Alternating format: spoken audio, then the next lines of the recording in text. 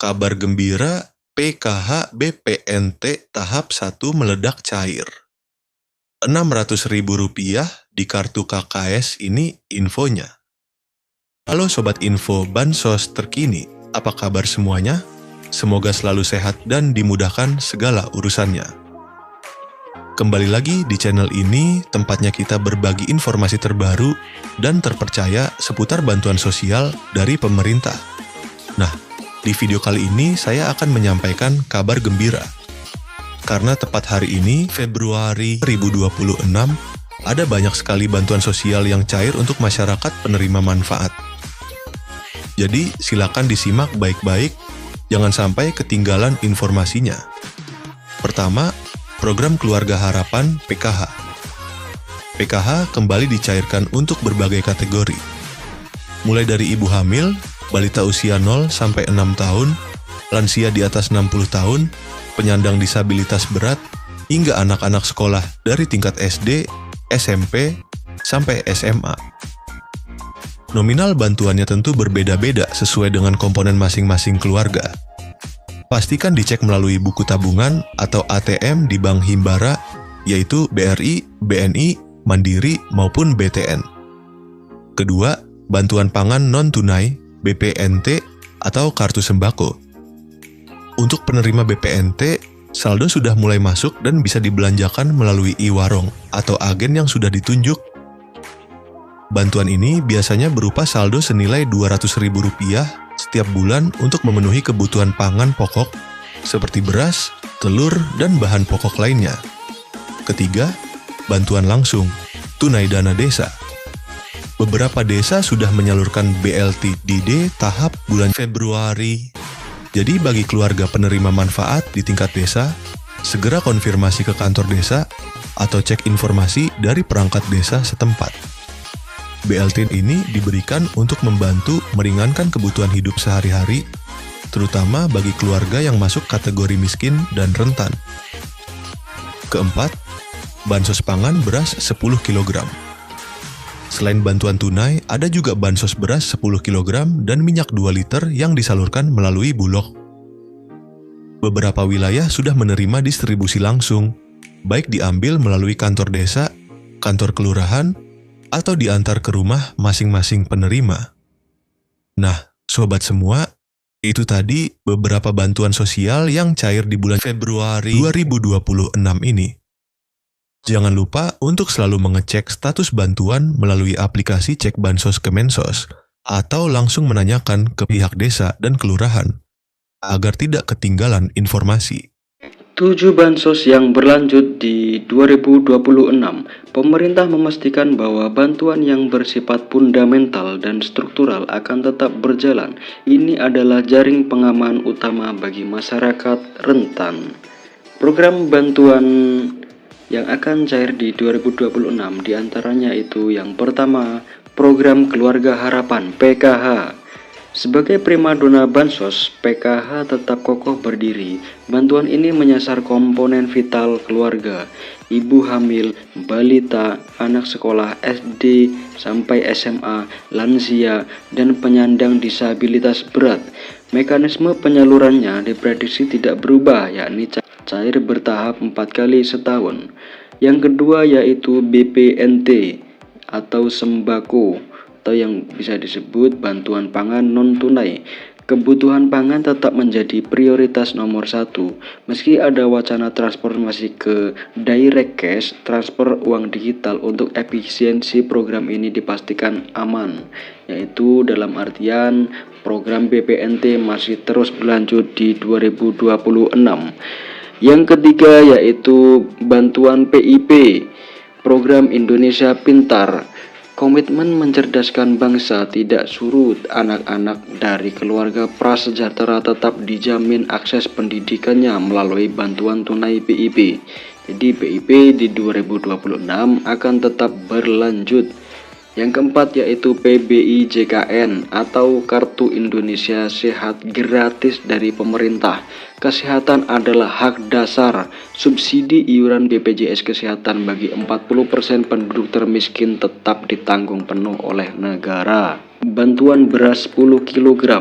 Program cadangan pangan pemerintah CPP ini diprediksi kuat akan diperpanjang, berfungsi sebagai bantalan saat harga beras gejolak atau terjadi kerawanan pangan.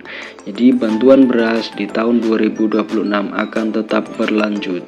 Yang keenam yaitu atensi lansia dan disabilitas berat. Kementerian Sosial terus menyalurkan bantuan rehabilitasi sosial baik berupa alat bantu, kursi roda, alat dengar maupun makanan bagi lansia tunggal dan disabilitas. Untuk yang ketujuh, bantuan pena pahlawan ekonomi Nusantara. Ini adalah bintang baru bagi KPM usia produktif di bawah 40 sampai 45 tahun yang sudah lama menerima bansos. Pemerintah menawarkan modal usaha hingga 5 juta rupiah. Syaratnya harus siap graduasi atau mundur dari kepesertaan bansos reguler. Setelah usahanya mandiri ya. Jadi nanti akan ada pengembangan apa skill-skill yang bisa dipelajari dan dipraktekkan. Dalam artian harus melalui proses graduasi secara mandiri atau graduasi secara sukarela. Tidak semua kabar itu manis ya. Ini dia yaitu kabar di tahun 2026 menjadi akhir perjalanan bagi bansos yang sifatnya ad hoc atau sementara. Nah, selanjutnya bansos yang kemungkinan di tahun 2026 tidak akan cair lagi yaitu BLT Kesejahteraan Rakyat atau BLT Kesra.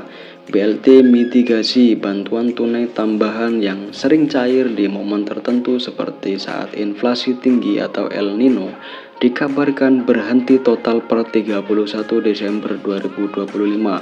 Sifatnya yang fleksibel dan temporer membuat program ini tidak masuk dalam anggaran rutin jangka panjang 2026.